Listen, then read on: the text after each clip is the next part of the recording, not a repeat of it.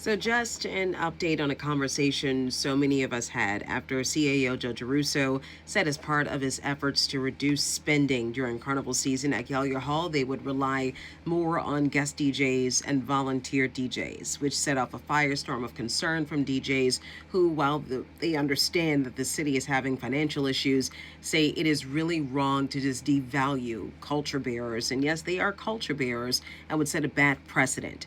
So recently, Mayor Moreno responded to the concerns by DJs and the comments by CAO Joe Russo with a public apology and a path forward. Here's what she had to say in a message that she posted to social media. Budget issues. The budget issues are significant, so much so that I did have to move forward with furloughs. I want to thank the city's union for helping me exempt or mitigate furloughs for individuals working who are making the least. So we've exempted or mitigated impacts to them. I've also exempted public safety employees, along with employees working for essential services such as sanitation and public works.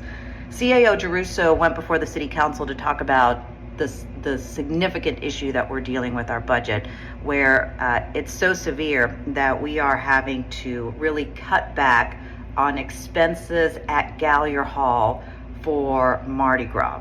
And during the conversation then, he talked about not being able to afford a lot of things, including what we could afford to pay when it came to DJs and music. And from that point on, there was a post on NOLA.com that said that we were looking for free DJs.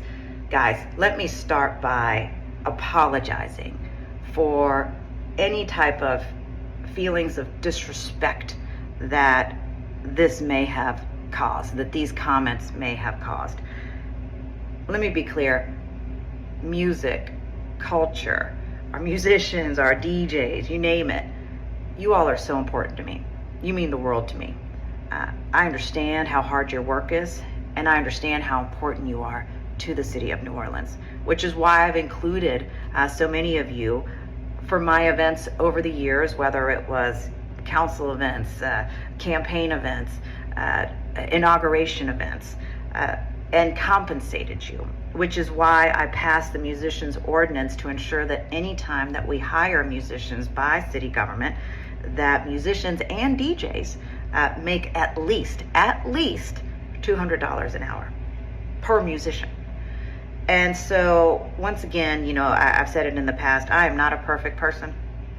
We do not have a perfect administration. And when we do make mistakes, we'll admit them and we'll apologize. So I apologize, but in apologizing, I will also make it right.